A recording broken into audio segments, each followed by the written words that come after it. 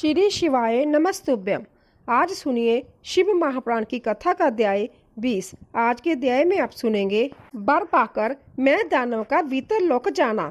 व्यास जी ने पूछा, हे महाबुद्धिमान सनातन कुमार जी, जब ब्रह्मा, श्री हरि, विष्णु एवं सभी देवता ने भगवान शिव की स्तुति की तब वह प्रसन्न हुए और उन्होंने देवताओं को विपत्ति के समय उनकी सहायता करने का वचन दिया। उसी समय भगवान शिव को प्रसन्न देखकर म्या नामक दानव, जो कि त्रिपुर के अग्नि में भस्म होने से बच गया था, उनके सामने आकर हाथ जोड़कर खड़ा हो गया। तत्पश्चात म्या ने निर्मल स्वच्छ हृदय से करुणा निदान भगवान शिव की स्तुति करनी आरंभ कर दी। उसने भगवान शिव के चरण पकड़ ले। म्या ने भगवान शिव से कहा, हे करुणा निदान भक्त वत्सल भगवान शिव, मैं आपकी शरण में आया हूँ, अतएव आप मेरी रक्षा कीजिए। इस प्रकार म्या ने प्रभु की बहुत स्तुति की।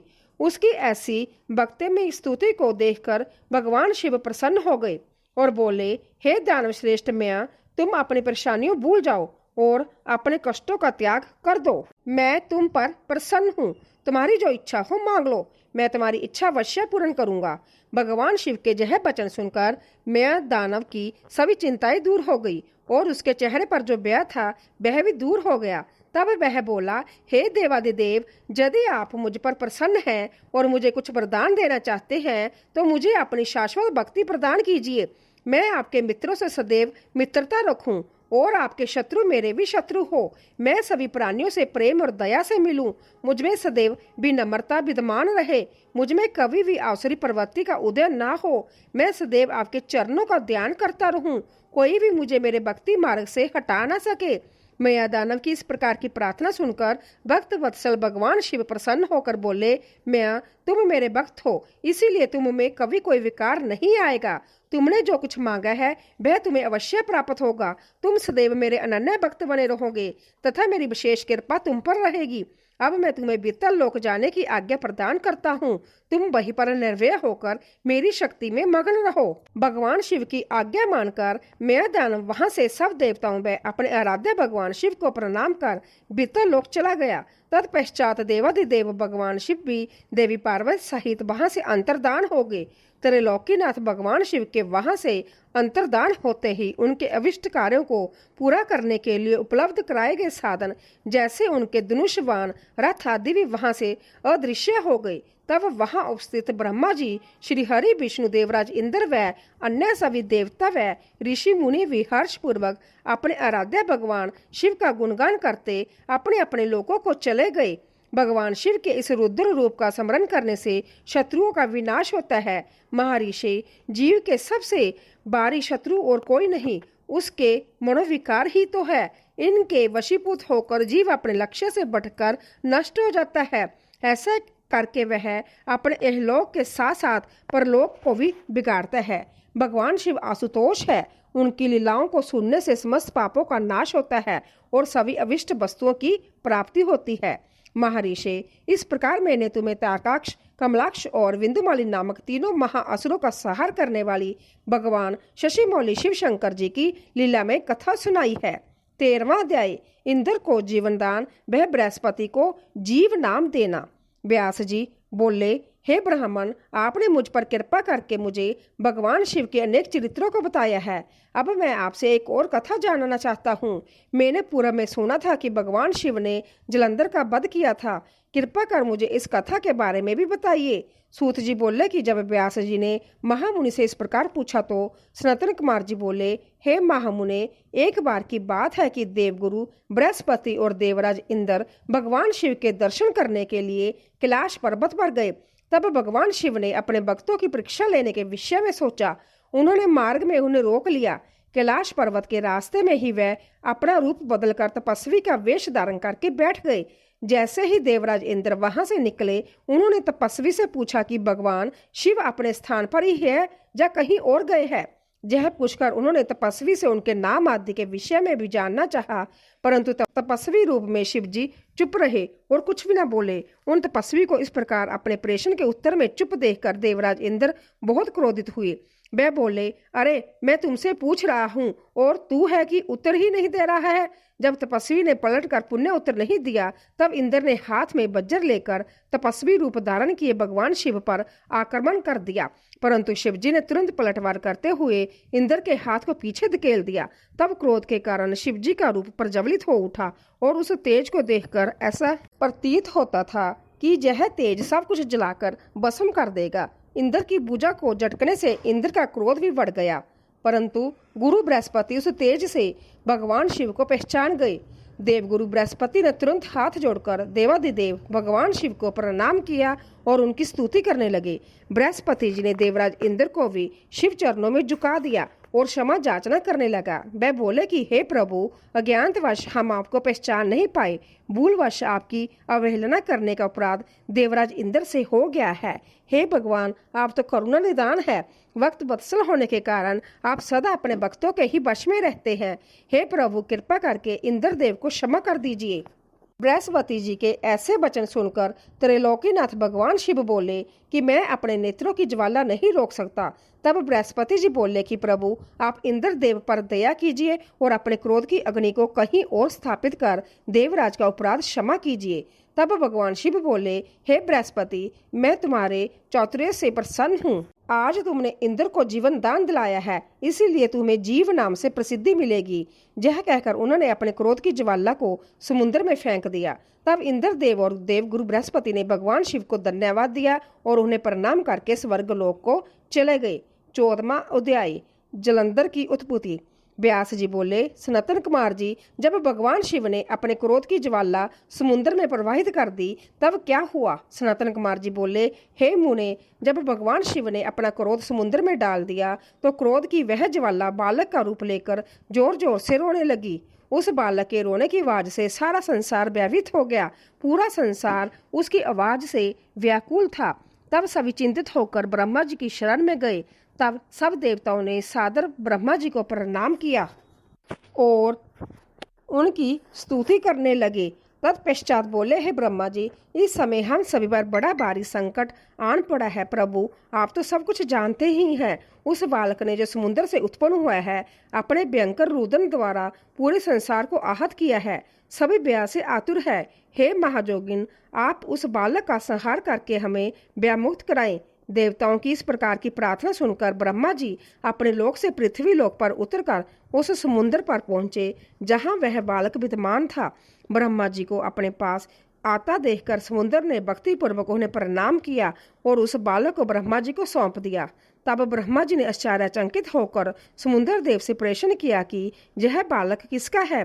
ब्रह्मा जी के इस प्रश्न का उत्तर देते हुए समुद्र देव बोले कि हे भगवान, यह बालक गंगा सागर के उत्पत्ति स्थल पर प्रकट हुआ है, परंतु मैं इस बालक के विषय में और कुछ नहीं जानता।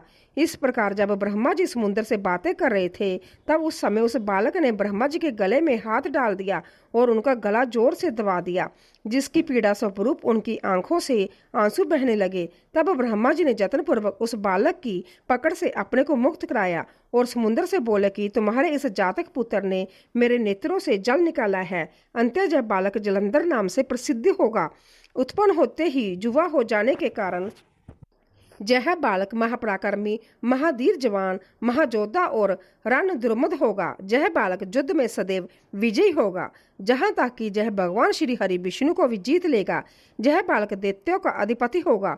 कोई भी मनुष्य या देवता इसका चाह कर भी कुछ नहीं बिगाड़ पाएंगे। इसका सहार केवल त्रैलोकीनाथ भगवान शिव के द्वारा ही संभव है। यह कहकर ब्रह्मा जी ने असुरों के गुरु शुक्राचार्य को बुलाया और उनके हाथों से उस बालक को दैत्यों का राजा स्वीकार करते हुए उसका राज्याभिषेक करवाया। तत्पश्चात ब्रह्मा जी संभव वहां से अंतर्धान हो गए।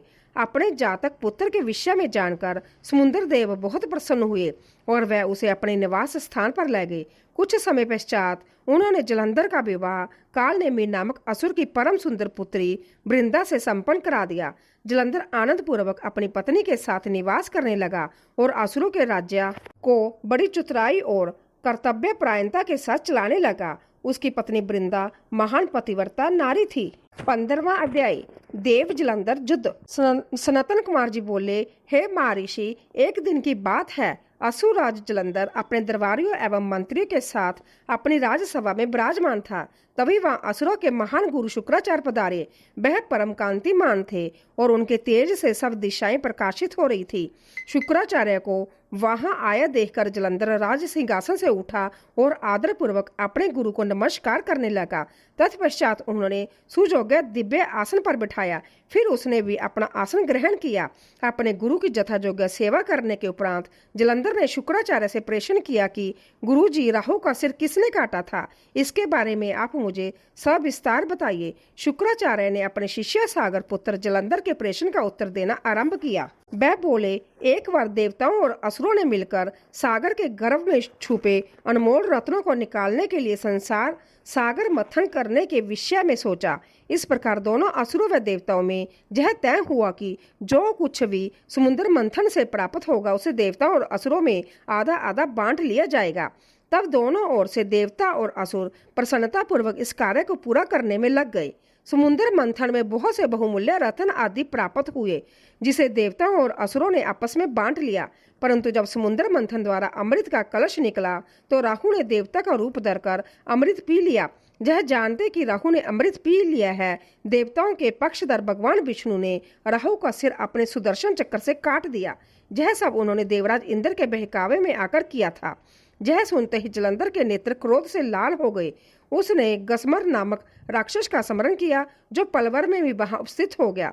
जलंधर ने पूरा वृत्तांत गसमर को बताते हुए इंद्र को बंदी बनाकर लाने का आदेश दिया। गसमर जलंधर का वीर और पराक्रमी दूत था। वह आज्ञा पाते ही इंद्रदेव को लाने के लिए वहां से चला गया। देवराज इंद्र की सभा में पहुंचकर जलंधर के दूत ने अपने स्वामी का संदेश इंद्र को सुना दिया। वह बोला कि तुमने मेरे स्वामी जलंधर के पिता समुद्र देव का मंथन करके उनके सभी रत्नों को ले लिया है। तुम वहां सभी रत्न लेकर और अपने अधीनस्थों के साथ मेरे स्वामी की शरण में चलो। गसमर के वचन सुनकर देवराज इंद्र अत्यंत क्रोधित हो गए और बोले कि उस सागर ने मुझसे डरकर अपने अंदर सभी रत्नों को छुपा लिया था। उसने मेरे शत्रु असुरों की भी मदद की है और उनकी रक्षा की है, इसीलिए मैंने समुद्र के कोष पर अपना अधिकार किया है। मैं किसी से नहीं डरता हूँ। जाकर अपने स्वामी को बता दो कि हिम्मत है तो इंद्र के सामने आकर दिखाओ।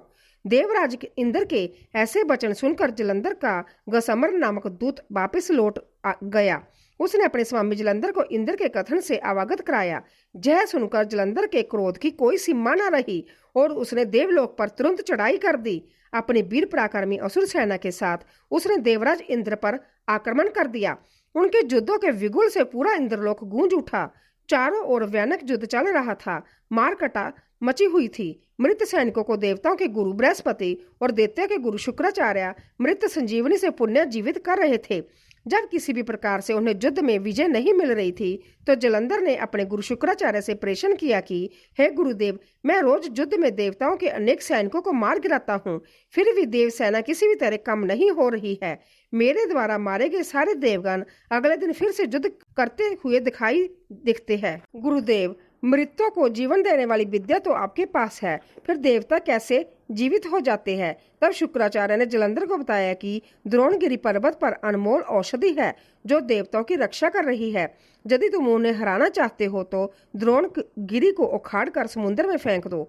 अपने गुरु शुक्राचार्य की आज्ञा लेकर जलंधर द्रोण पर्वत की ओर चल दिया। वहां पहुंचकर उसने अपनी महापराक्रमी भुजाओं से द्रोण पर्वत को उठाकर समुद्र में फेंक दिया और पुण्य जाकर देव सेना से युद्ध करने लगा। जलंधर ने अनेक देवताओं को अपने प्रहारों से घायल कर दिया और हजारों देवगणों को पलक झपकते ही मौत के घाट उतार दिया। जब देवगुरु बृहस्पति देवताओं के लिए औषधि लेने द्रोणगिरी पहुंचे तो पर्वत को अपने स्थान पर न देखकर बहुत आश्चर्यचकित हुए। वापिस आकर उन्होंने देवराज इंद्र को इस विषय में बताया और आज्ञा दी कि यह युद्ध तुरंत रोक दिया जाए, क्योंकि अब तुम असुर राज जलंधर को नहीं जीत सकोगे। ऐसी स्थिति में प्राणों की रक्षा करना ही बुद्धिमता है। 16वां अध्याय। श्री विष्णु का लक्ष्मी को जलंधर वध न करने का वचन देना। सनातन कुमार जी बोले, हे व्यास जी, इस प्रकार जब देवगुरु बृहस्पति ने देवताओं को युद्ध रोक देने के विषय में कहा तो सभी ने गुरु की आज्ञा का पालन किया और युद्ध रुक गया। परंतु जलंधर का क्रोध शांत नहीं हुआ। वह इंद्र को ढूंढता ढूंढता स्वर्ग लोक आ पहुंचा। जलंधर को वहां आता देखकर इंद्र व अन्य देवता अपने प्राणों की रक्षा करने हेतु वहां से भागकर भगवान श्री हरि विष्णु की शरण में बैकुंठ लोक जा पहुंचे। वहां पहुंचकर उन्होंने भगवान विष्णु को प्रणाम किया और उनकी भक्ति भाव से स्तुति की। तत्पश्चात उन्होंने भगवान विष्णु से कहा, हे कृपा निदान, हम आपकी शरण में आए हैं, हमारी रक्षा कीजिए। तब देवताओं ने विष्णु जी को जलंधर के विषय में सब कुछ बता दिया। समस्त वृत्तांत सुनकर श्री हरि विष्णु ने देवताओं से कहा कि वह अपने ब्याह का त्याग कर दे। उन्होंने उनकी प्राण रक्षा करने का आश्वासन दिया है और कहा है कि मैं जलंधर का वध कर तुम्हें उससे मुक्ति दिलाऊंगा। यह कहकर भगवान विष्णु अपने वाहन गरुड़ पर सवार होकर चलने लगे। यह देखकर देवी लक्ष्मी के नेत्रों में आंसू आ गए और वह बोली, हे स्वामी, जलंधर समुद्र देव का जातक पुत्र होने के कारण मेरा भाई है। आप मेरे स्वामी होकर मेरे भाई को क्यों मारना चाहते हैं? यदि मैं आपको प्रिय हूँ तो आप मेरे भाई का वध नहीं करेंगे। अपनी प्राण वल्लभा लक्ष्मी जी के वचन सुनकर विष्णु जी बोले, हे देवी, यदि तुम ऐसा चाहती हो तो ऐसा ही होगा, परंतु तुम तो जानती ही होगी पापी का नाश अवश्य होता है। तुम्हारा भाई जलंधर अधर्म के मार्ग पर चल रहा है और देवताओं को कष्ट पहुंचा रहा है, फिर भी मैं उसका वध अपने हाथों से नहीं करूंगा, परंतु इस समय तो मुझे युद्ध में जाना होगा। यह कहकर भगवान विष्णु युद्ध स्थल की ओर चल दिए। भगवान विष्णु उस स्थान पर पहुंचे जहां असुरराज जलंधर था। भगवान विष्णु को आया देखकर देवताओं में हर्ष और ऊर्जा का संचार हुआ। देव सेना अत्यंत रोमांचित हो गई। सभी देवताओं ने हाथ जोड़कर श्री हरि को प्रणाम किया। भगवान विष्णु का मुखमंडल अवैधुत आभा से प्रकाशित हो रहा था। उनके दिव्य तेज के सामने दैत्य और दानवों का खड़े रह पाना मुश्किल हो रहा था। श्री हरि विष्णु के वाहन गरुड़ के पंखों से निकले वाली प्रबल बाजू ने वहां पर आंधी सी ला दी थी। इस आंधी में दैत्य इस प्रकार घूमने लगे जिस प्रकार आसमान में बादल घूमते हैं। अपनी सेना को ऐसी विकट परिस्थिति में देखकर जलंधर अत्यंत क्रोधित हो उठा। 17वां अध्याय। श्री विष्णु जलंधर युद्ध। सनातन कुमार जी बोले, हे महर्षि, दैत्यों के तेज प्रहारों से व्याकुल देवता बचने के लिए जब इधर उधर भाग रहे थे, तब भगवान विष्णु के युद्ध स्थल में आने से देवताओं को थोड़ा साहस बंधा। उनके वाहन गरुड़ के पंखों के फड़फड़ाने से आए तूफान में दैत्य अपनी सुध बुद्ध खोकर इधर उधर उड़ने लगे, पर जल्दी ही उन्होंने अपने को संभाल लिया। जलंधर ने जब अपनी दैत्य सेना को इस प्रकार तितर बितर होते देखा तो क्रोधित होकर उसने भगवान श्री हरि विष्णु पर आक्रमण कर दिया। श्री हरि विष्णु ने अपने आप को उसके प्रहार से बचा लिया। जब भगवान श्री हरि ने देखा कि देव सेना पुण्य आतंकित हो रही है और उनके सेनापति देवराज इंद्र भी भयग्रस्त है, तब विष्णु जी ने अपना शंख नामक धनुष उठा लिया और बड़े जोर से धनुष से टंकार की। फिर उन्होंने देखते ही देखते पल भर में हजारों दैत्यों के सिर काट दिए। यह देखकर दैत्यराज जलंधर क्रोधावेश में उन पर झपटा।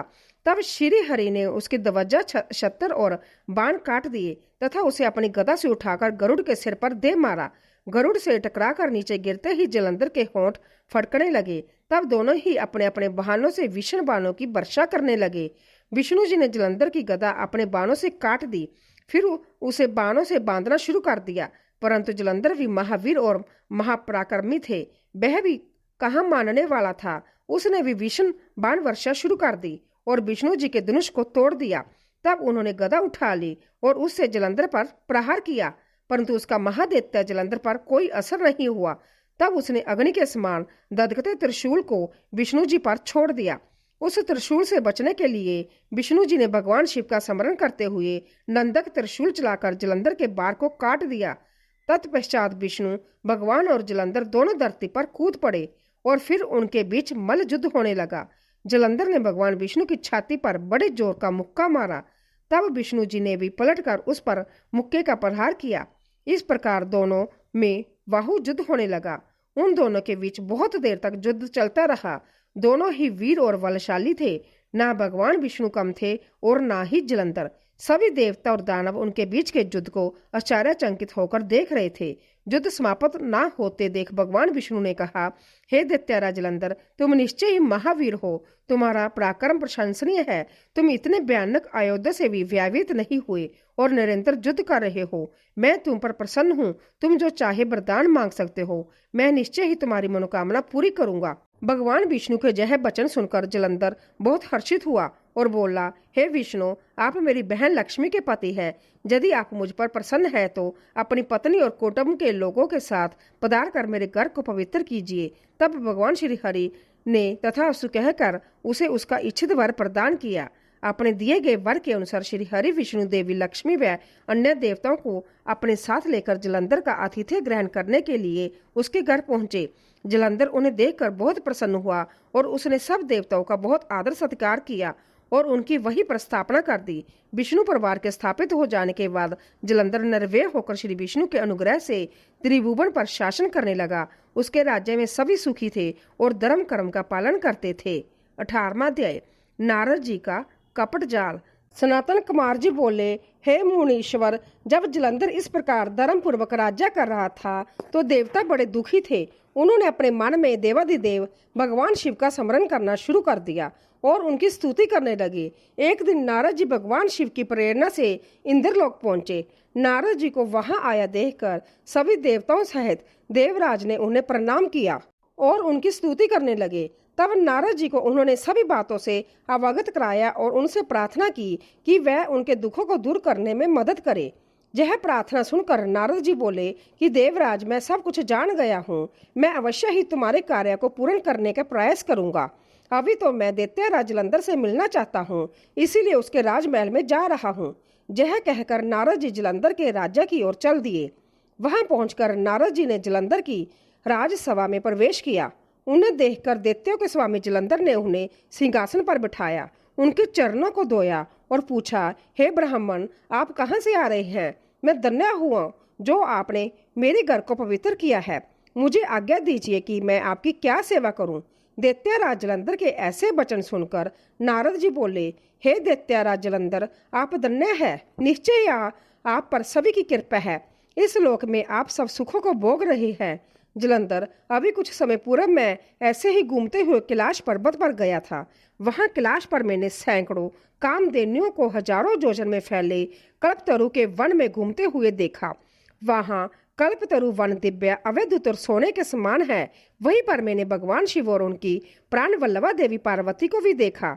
भगवान शिव सर्वांग सुंदर गौरवर्णी 3 नेत्रों वाले हैं और अपने मस्तक पर चंद्रमा धारण किए हुए हैं। असुराज, इस पूरे त्रिलोक में उनके समान कोई भी नहीं है। उनके समान समृद्धिशाली और ऐश्वर्य संपन्न कोई भी नहीं है। तभी मुझे तुम्हारी धन संपत्ति का भी ध्यान आया, इसीलिए मैं तुम्हारे पास आ गया। नारद जी के वचनों को सुनकर जलंधर अत्यंत गर्वित महसूस करने लगा और उसने महर्षि नारद को अपने धन के खजाने और सभी संचित अमूल्य निधियां दिखा दी। जलंधर की धन संपदा देखकर नारद जी जलंधर की प्रशंसा करते हुए बोले, हे दैत्येंद्र, आप अवश्य ही इस त्रिलोक के स्वामी होने के योग्य हैं। आपके पास ऐरावत हाथी है, उच्च श्रवा घोड़ा भी आपके पास है। कल्प वृक्ष, धन के देवता कुबेर के खजाने, रत्नों हीरो मणियों के अंबार आपके पास है। ब्रह्मा जी का दिव्य विमान भी आपने ले लिया है। स्वर्ग, पृथ्वी और पाताल की सभी ऐश्वर्यपूर्ण वस्तुएं और अनमोल खजानों का आपके अंबार अंबार है। आपका धन वैभव देखकर सभी आपसे ईर्ष्या कर सकते हैं, परंतु दैत्यराज, आपके पास अभी भी स्त्री रत्न की कमी है। बिना दिव्य स्त्री के पुरुष अधूरा है। उसका शुभ रूप तभी पूर्ण होता है जब वह किसी स्त्री को ग्रहण करता है। इसीलिए असुराज, आप कोई परम सुंदरी ग्रहण कर इस कमी को यथाशीघ्र पूरा करें। देव ऋषि नारद की चाल भरी बातों से भला कोई कैसे बच सकता है? उन्होंने जैसे सोचा था वैसा ही हुआ। जलंधर ने नारद जी के सम्मुख हाथ जोड़कर प्रेषण किया कि महर्षि, आपके द्वारा वर्णित ऐसी सुंदर दिव्य स्त्री मुझे कहाँ मिलेगी जो रत्नों से भी श्रेष्ठ हो? यदि आप इस प्रकार के स्त्री रत्न के बारे में मुझे बता दें तो मैं उस रत्न को अवश्य ही लाकर अपने राजभवन की शोभा बढ़ाऊंगा। जलंधर की बातें सुनकर देव ऋषि नारद ने कहा, हे दैत्येंद्र, ऐसा अनमोल स्त्री रत्न तो त्रिलोकीनाथ महान जोगी भगवान शिव के पास है। वह है उनकी परम सुंदर पत्नी देवी पार्वती। वह सर्वांग सुंदर होने के साथ साथ सर्वगुण संपन्न भी है। संसार की कोई भी स्त्री उनकी बराबरी नहीं कर सकती। उनका मनोहारी रूप पल भर में सबको मोहित कर सकता है।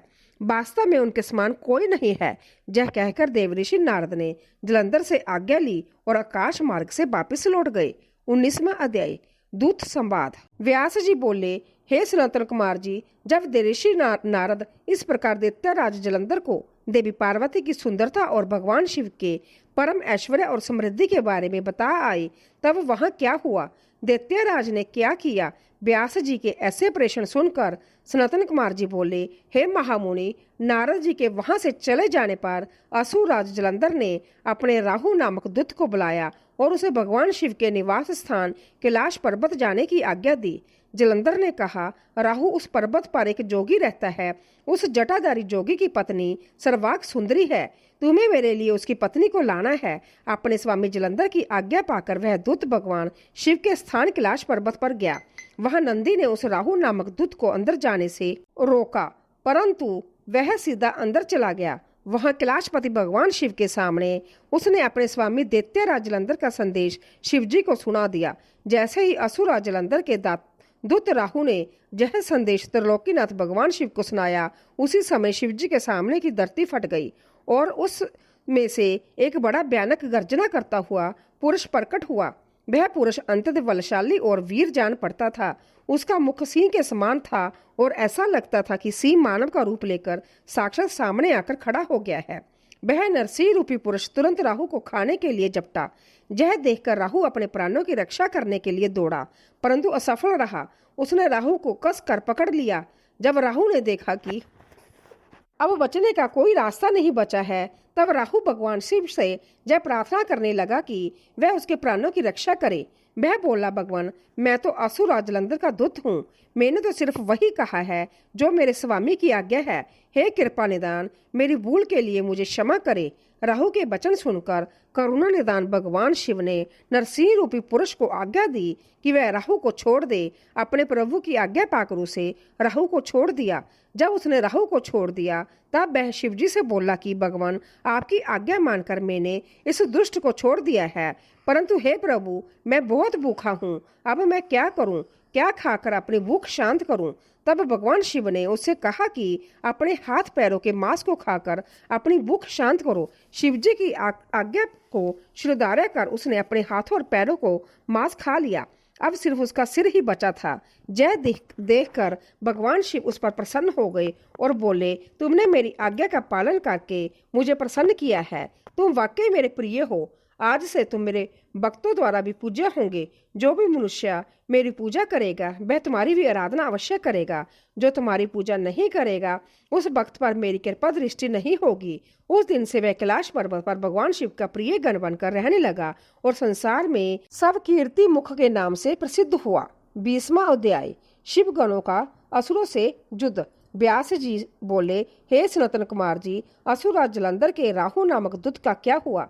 जब भगवान शिव ने राहु को अवयदान दे दिया, फिर राहु कैलाश पर्वत से कहाँ गया और उसने क्या किया, इस विषय में मुझे बताइए।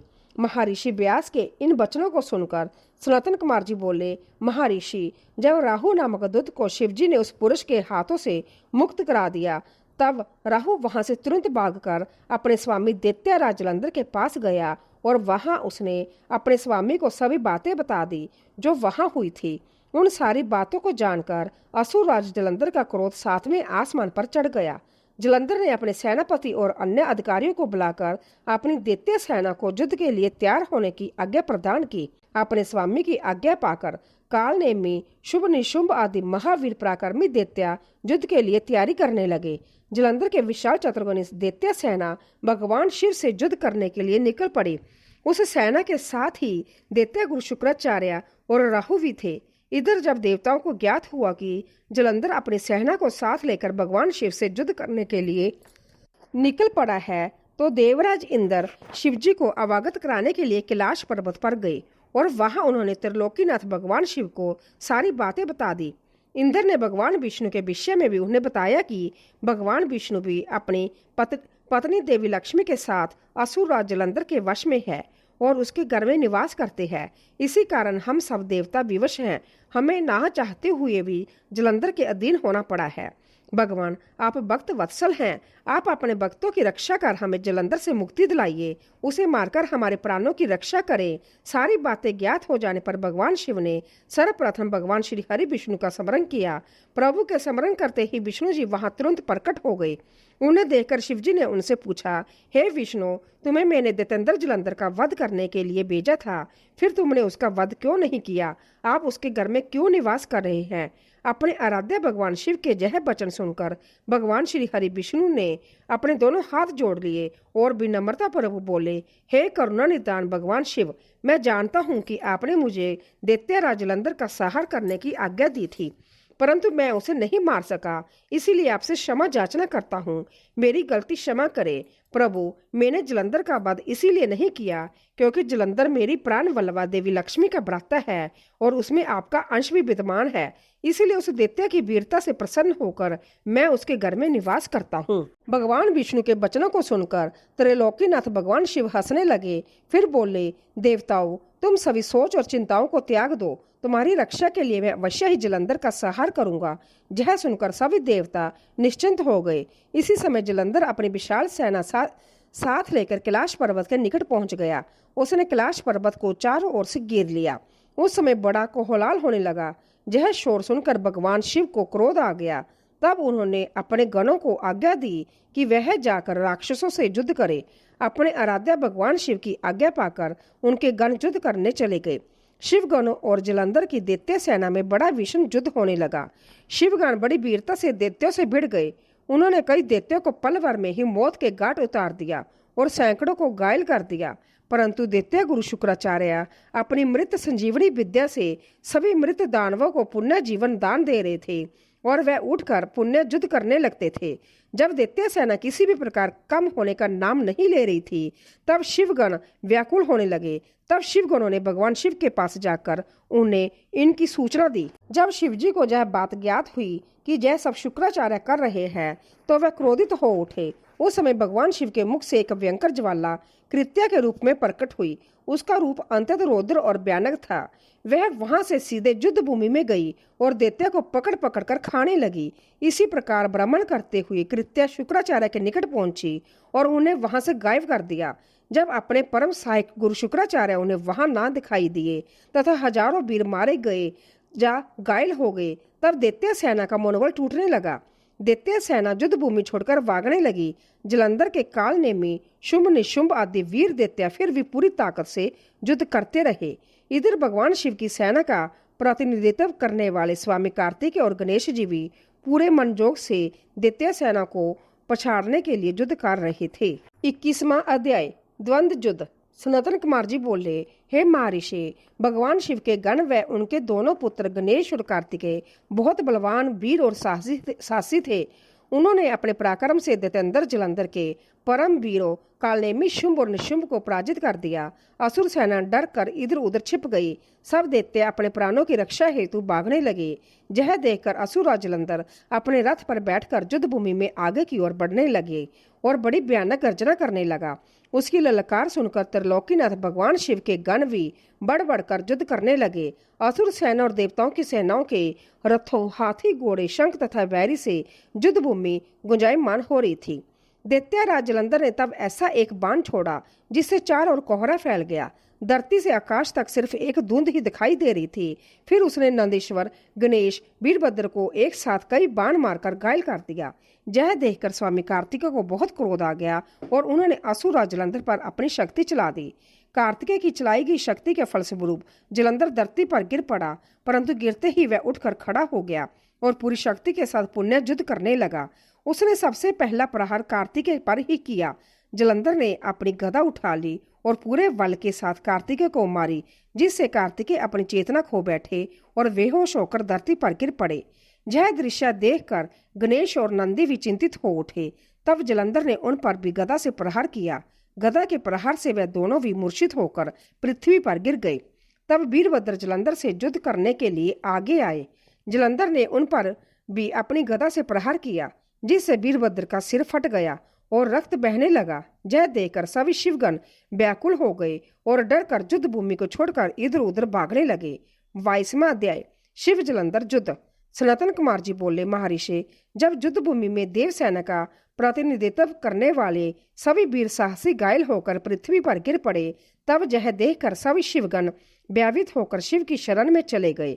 जब भगवान शिव को युद्ध स्थल का सब समाचार मिल गया, तब वह संभय दैत्यराज जलंधर को सबक सिखाने के लिए युद्ध स्थल की ओर चल पड़े। अपने आराध्य भगवान शिव को युद्ध का नेतृत्व करते देखकर सभी शिवगण जो पहले डर कर भाग गए थे पुण्य लौट आए।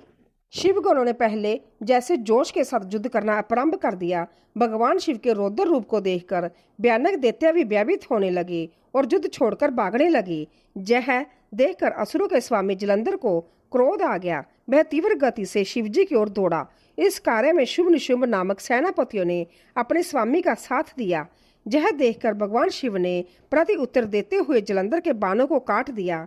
वह अपने धनुष से बाणों की वर्षा करने लगे। उन्होंने कई दैत्यों को फरसे से काट दिया। वलाहक और दशामर जैसे भयानक राक्षसों को पल भर में मार गिराया। शिवजी का वाहन बैल भी अपने सिंगों के प्रहारों से सबको घायल करने लगा। तब यह देखकर जलंधर अपने सैनिकों को समझाने लगा कि वे ना डरे और युद्ध करते रहे, पर दैत्य सेना भगवान शिव से युद्ध करने को तैयार ही नहीं हो रही थी।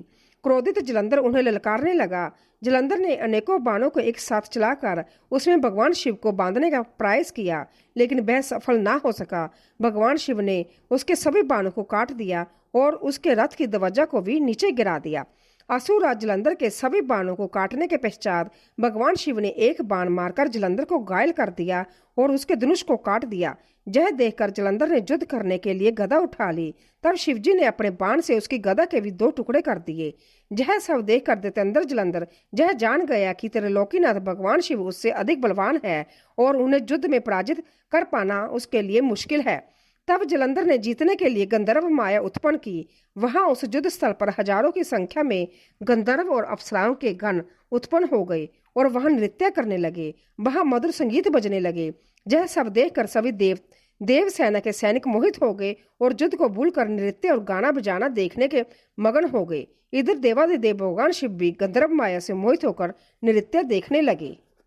जब दैत्यराज जलंधर ने देखा कि सभी देवताओं सहित देवादिदेव भगवान शिव भी उस गंधर्व माया के द्वारा मोहित होकर अप्सराओं के नृत्य को देख रहे हैं, तब वह वहां से चुपके से भाग खड़ा हुआ। असुरराज जलंधर त्रिलोकीनाथ भगवान शिव का रूप धारण कर बैल पर बैठकर देवी पार्वती के पास कैलाश पर्वत पर पहुंचा। वहां कैलाश पर देवी पार्वती अपनी सखियों के साथ व्यस्त थी। जब उन्होंने अपने पति भगवान शिव को आता देखा, तब उन्होंने अपनी सखियों को वहां से भेज दिया और संभय भगवान शिव के समीप आ गई। देवी पार्वती के अप्रतिम सौंदर्य को देखकर जलंधर का मन विचलित हो उठा और वह उन्हें अपलक निहारने लगा। जलंधर के इस प्रकार के व्यवहार को देख पार्वती को यह समझते हुए देर नहीं लगी कि वह कोई बहुरूपिया है जो भगवान शिव का रूप धारण कर उन्हें ठगने आया है। यह विचार मन में आते ही देवी पार्वती वहां से अंतर्धान हो गई। तब वह एक अन्य स्थान पर पहुंची और उन्होंने भगवान श्री हरि विष्णु का स्मरण करके उन्हें वहां बुलाया। विष्णु जी ने वहां पहुंचकर देवी को नमस्कार किया और उनसे प्रेषण किया कि क्या आप जलंधर के इस कार्य को जानते हैं। देवी पार्वती के इस प्रेषण को सुनकर श्री विष्णु ने हाथ जोड़ लिए और बोले, हे माता, आपकी क्या आज्ञा है? मैं उस दुष्ट को किस प्रकार का दंड दूं? तब देवी ने कहा कि आप जो उचित समझे वह करे। तब श्री विष्णु जलंधर को छलने के लिए उसके नगर की ओर चल दिए। 23वां अध्याय, वृंदा का पतिव्रत भंग। व्यास जी बोले, सनातन कुमार जी, जब माता पार्वती की आज्ञा पाकर भगवान विष्णु सागर पुत्र जलंधर की नगरी को चले गए, तब फिर आगे क्या हुआ? उन्होंने वहां जाकर क्या किया? व्यास जी का प्रेषण सुनकर सनातन कुमार जी मुस्कुराए और बोले, हे महर्षि, दैत्यराज जलंधर की नगरी में पहुंचकर श्री हरि विष्णु सोच में पड़ गए कि वह क्या करे, परंतु अगले ही पल उन्हें समझ में आ गया कि जैसे को तैसा। उन्होंने सोचा कि जिस प्रकार जलंधर ने छल शिव रूप धारण करके देवी पार्वती को छलने की कोशिश की थी, वह भी वहां जाकर उसकी पत्नी वृंदा का पतिव्रत धर्म भंग करेंगे।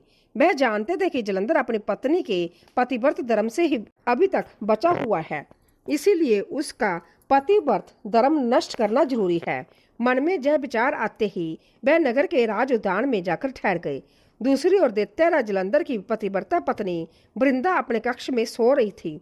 भगवान श्री हरि विष्णु की माया के फलस्वरूप उन्होंने रात्रि में एक सपना देखा। उसने देखा कि उसका पति निवस्त्र होकर, सिर पर तेल लगाकर और गले में काले रंग की फूलों की माला पहनकर बैंसे पर बैठा है और उसके चारों ओर हिंस्र जीव जंतु उसको घेरे खड़े हैं उस समय चारों ओर घोर अंधकार फैला हुआ था और वह दक्षिण दिशा की ओर बढ़ता जा रहा था। ऐसा सपना देखकर वह डर गई और उसकी आंख खुल गई। तभी उसने देखा कि सूर्य उदय हो रहा है, परंतु वह सूर्य अत्यंत कांतिहीन था और उसे सूर्य में एक छेद भी दिखाई दे रहा था। यह सब देखकर वृंदा का मन बहुत व्याकुल हो उठा और वह इधर उधर टहलने लगी। कभी छज्जे और अटारी पर चढ़ती तो कभी जमीन पर बैठ जाती, परंतु उसे चैन नहीं था।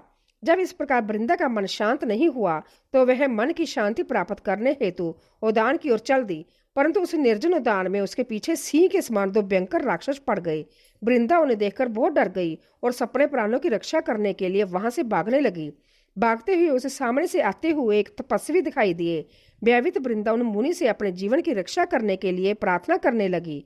उन तपस्वी ने अपने कमंडल से जल निकालकर उन राक्षसों को ललकारते हुए उन पर जल छिड़क दिया। जल छिड़कते ही दोनों राक्षस वहां से भाग खड़े हुए। तब वृंदा ने दोनों हाथ जोड़कर उन तपस्वी को प्रणाम किया तथा उनका धन्यवाद व्यक्त किया। तत्पश्चात उनको अत्यंत दिव्य और शक्तिशाली जानकर वृंदा ने उन मुनि से अपने पति दैत्यराज जलंधर के विषय में पूछा। मुनि ने उत्तर दिया कि देवी, तुम्हारा पति तो युद्ध में मारा गया है। यह कहकर उन्होंने कुछ इशारा किया, जिसके फलस्वरूप दो वानर उनके सामने प्रकट हो गए। अगले ही पल उन तपस्वी का संकेत पाकर वह वानर आकाश मार्ग से उठकर चले गए और कुछ समय पश्चात दैत्यराज जलंधर का कटा हुआ सिर और उसके अन्य सामान को लेकर लौट आए। अपने पति जलंधर का कटा हुआ सिर देखकर वृंदा बेहोश होकर गिर पड़े। कुछ समय पश्चात होश में आने पर रोते हुए वृंदा उन मुनि से प्रार्थना करने लगी कि वह उसके पति को पुनः जीवित कर दे। यह कहकर वह बहुत जोर जोर से रोने लगी और बोली कि यदि आप मेरे पति को जीवन दान नहीं दे सकते तो मुझे भी मृत्यु दे दे। वृंदा के इस प्रकार के वचन सुनकर मुनि बोले, हे देवी, तुम्हारे पति का वध त्रिलोकीनाथ भगवान शिव के द्वारा हुआ है। अंत उसको जीवित करना देवादिदेव भगवान शिव का विरोध करना है, परंतु अपनी शरण में आए हुए मनुष्य की रक्षा करना मेरा भी धर्म है। इसीलिए मैं तुम्हारे पति को पुनः जीवित अवश्य करूंगा। यह कहकर उन्होंने अपने कमंडल से जल निकाला और मंत्र उच्चारण करते हुए जलंधर पर छिड़का, जिसके फलस्वरूप वह जीवित हो गया। जलंधर को जीवन दान देकर वह तपस्वी वहां से अंतर्धान हो गया। वस्तुतः उस तपस्वी ने ही सूक्ष्म रूप से जलंधर की काया में प्रवेश कर लिया था। दरअसल तपस्वी का रूप धारण करने वाले वह मुनि और कोई नहीं संभ्या श्री विष्णु थे। अपने पति को अपने पास पाकर देवी वृंदा बहुत खुश हुई और तुरंत अपने पति के गले लग गई। उसने उन सब बातों को भयानक स्वप्न समझकर बुला दिया। फिर बहुत समय तक उस छद्म वेशधारी जलंधर के साथ वन में ही रमन करती रही, परंतु मायावी की माया भला कब तक छिप सकती है। एक दिन वृंदा को ज्ञात हो गया कि उसके साथ ब्याह करने वाला पुरुष और कोई नहीं संभ्य श्री हरि विष्णु है, जो कि उसके पति का रूप धारण करके उसे छल रहे हैं। यह सारी सच्चाई जानकर देवी वृंदा बहुत दुखी हुई। तब वह श्री हरि विष्णु से बोली, तुमने एक पराई स्त्री का उसका पति बनकर उपभोग किया है, तुम्हें धिक्कार है। मैं किस प्रकार अपने पति का सामना कर सकती हूँ।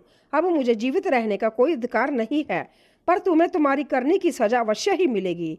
तुमने मुझे अबला जानकर मेरा इस्तेमाल किया है। मैं तुम्हें शाप देती हूँ कि जिन राक्षसों से तुमने मुझे डराकर मेरा विश्वास जीता था, वही राक्षस तुम्हारी पत्नी का भी हरण करेंगे और तुम उसके वियोग में हर ओर भटकोगे।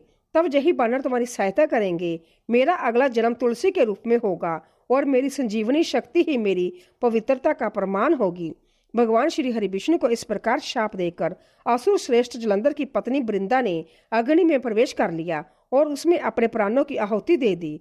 उस अग्नि में से एक तेज प्रकट हुआ और वह जाकर देवी पार्वती में समा गया। 24वां अध्याय, जलंधर का वध। व्यास जी बोले, हे तात, उधर जब असुर जलंधर द्वारा फैलाई गई गंधर्व माया से मोहित होकर सभी देवताओं सहित भगवान शिव भी युद्ध को भूलकर अप्सराओं का नृत्य गान देखने में व्यस्त हो गए, तब क्या हुआ। उधर जब जलंधर को पहचान कर देवी पार्वती कैलाश पर्वत से अंतर्धान हो गई, तब वहां क्या हुआ, भगवान शिव ने क्या किया। सनातन कुमार जी बोले, महर्षि, जब जलंधर को अपने सामने भगवान शिव के रूप में देखकर देवी पार्वती ने यह जान लिया कि वह कोई बहुरूपीय है, तो वह तुरंत वहां से अंतर्धान हो गई। उनके अंतर्धान होते ही सारी माया वहां से गायब हो गई। माया के गायब होते ही सभी देवता अपने अपने होश में आ गए। उधर देवादिदेव भगवान शिव की चेतना भी वापस लौट आई और जलंधर की माया को जानकर उन्हें अत्यधिक क्रोध आ गया। तब जलंधर भी देवी पार्वती के अचानक वहां से गायब हो जाने के कारण तुरंत ही युद्ध भूमि में लौट आया तत्पश्चात भगवान शिव और असुर जलंधर में बड़ा भयानक युद्ध होने लगा, परंतु त्रिलोकीनाथ भगवान शिव की वीरता और बल के सामने वह तुच्छ असुर कहाँ टिक पाता। यह बात जल्द ही उसे समझ आ गई कि सर्वेश्वर शिव को जीत पाना आसान नहीं है, बल्कि असंभव है। तब असुर जलंधर ने भगवान शिव को जीतने के लिए माया का सहारा लिया। उसने तुरंत अपनी माया द्वारा पार्वती को प्रकट किया और उन्हें अपने रथ पर बांध लिया। जलंधर के दो सेनापति शुंभ और निशुंभ अपने हाथों में भयानक अस्त्र लेकर देवी पार्वती को मारने के लिए उन पर झपट रहे थे, और देवी पार्वती रोते हुए अपनी सहायता के लिए अपने आराध्य भगवान शिव को पुकार रही थी। यह दृश्य देखकर भगवान शिव भी अंतत चिंतित हो गए। अपनी प्राण वल्लभा देवी पार्वती को इस प्रकार कष्ट में देखकर वह व्याकुल हो उठे। तब अपनी प्रिय पार्वती को दैत्येंद्र जलंधर से मुक्ति दिलाने के लिए उन्होंने बड़ा भयानक रूप धारण कर लिया। उनका वह रौद्र रूप देखकर राक्षस सेना भयभीत होकर इधर उधर भागने लगी और छिपने का प्रयास करने लगी। उधर दैत्य सेना के प्रधान शुंभ और निशुंभ भी डर गए और युद्ध में बचने की कोशिश करने लगे। उनके भयभीत होते ही जलंधर की माया समाप्त हो गई। युद्ध भूमि में हाहाकार मच गया। सब इधर उधर दौड़ रहे थे। जब शुंभ निशुंभ भी अपने प्राणों की रक्षा करने के लिए भाग रहे थे, तब भगवान शिव ने उन्हें ललकारा, परंतु वह फिर भी युद्ध के लिए तत्पर ना हुए। भगवान शिव बोले, तुम तो देवी पार्वती को मारने बढ़ रहे थे, अब क्यों डरकर भाग रहे हो? आओ और मेरे साथ युद्ध करके अपनी वीरता का परिचय दो। भगवान शिव के वचनों का उन दोनों पर कोई भी प्रभाव नहीं पड़ा और वे भागते रहे। तब क्रोधवश भगवान शिव ने शुंभ निशुंभ को शाप देते हुए कहा कि हे दुष्ट असुरों, युद्ध में कभी भी पीठ दिखाने वाले पर वार नहीं करना चाहिए, इसीलिए मैं तुम दोनों को छोड़ रहा हूँ। परंतु जिनको तुम मारने का प्रयत्न कर रहे थे, वह ही देवी पार्वती तुम दोनों का एक दिन वध करेगी। भगवान शिव के इन वचनों को सुनकर क्रोध से भरा जलंधर उन पर झपटा। उसने भयानक बाण चलाकर पूरी पृथ्वी पर अंधकार कर दिया। इससे भगवान शिव का क्रोध अत्यधिक बढ़ गया और उन्होंने अपने चारों अंगुष्ठ से बने हुए सुदर्शन चक्र को चला दिया। उस चक्कर ने तुरंत जलंधर के सिर को उसके धड़ से अलग कर दिया। जब चक्कर ने असुर जलंधर का सिर काटा तो बहुत भयानक दवनी हुई और महादानव जलंधर पल भर में ही ढेर हो गया। जिस प्रकार अंजन काजल का विशाल पर्वत दो टुकड़ों में विभक्त हो गया था, उसी प्रकार जलंधर का शरीर भी दो टुकड़ों में बंट गया। सारे युद्ध भूमि में उसका रक्त फैल गया। भगवान शिव की आज्ञा से जलंधर का रक्त और मांस महारौरव में जाकर रक्त का कुंड बन गया। दैत्यराज जलंधर के शरीर से निकला अवैधुत तेज इस समय भगवान शिव के शरीर में प्रवेश कर गया। जलंधर का वध होते ही चारों ओर हर्ष की लहर दौड़ गई। सभी देवता ऋषि मुनि बहुत प्रसन्न हुए। अप्सराएं और गंधर्व मंगल गान गाने लगे। सारी दिशाओं से भगवान शिव पर फूलों की वर्षा होने लगी है। आप सभी का बहुत बहुत धन्यवाद जो आपने इतने भाव और भक्ति के साथ इस कथा का श्रवण किया। भोलेनाथ आप सभी की मनोकामनाएं पूरी करे। महादेव की भक्ति से जुड़ने और ऐसी ही पावन कथाओं को रोज सुनने के लिए हमारे साथ बने रहे। हमारे चैनल भक्ति सागर को सब्सक्राइब जरूर करें। ओम नमः शिवाय। हर हर